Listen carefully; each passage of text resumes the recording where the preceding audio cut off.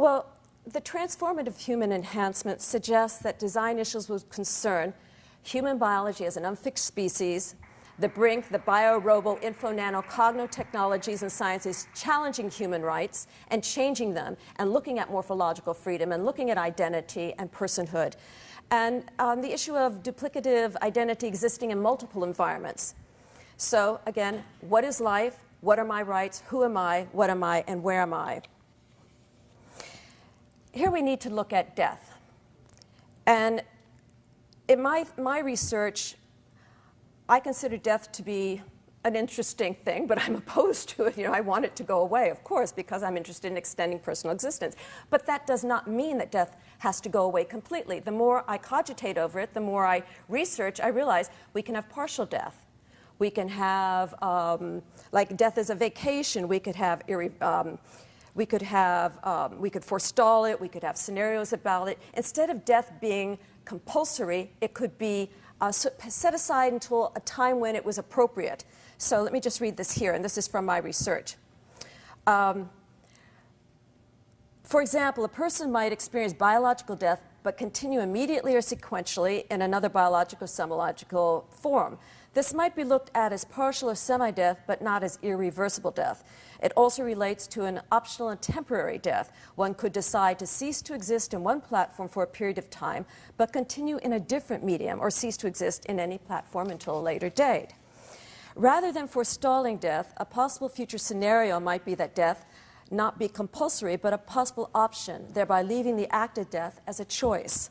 Optional death might be used as a type of retirement from one life to another, a mode of life. More specifically, a person existing in a synthetic simulation might decide that this environment no longer is satisfactory and determine to cease to exist in the synthetic form and transfer his existence into a semi-biological material body.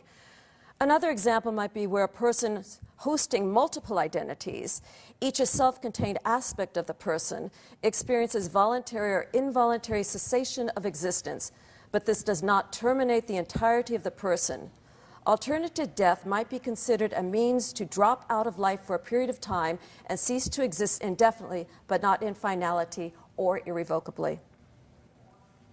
Persons who exist outside the boundaries of biological body will most likely desire to be considered living beings with certain rights.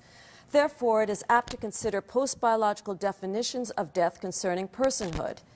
If medical science and technology develops the means to remediate brain-dead patients, including the brainstem and the neocortex, and cognitive engineering technologies develop the means to transfer memory and thought to alternative platforms for hosting life, it is reasonable to speculate that the definition of death will require considerable attention in the coming years.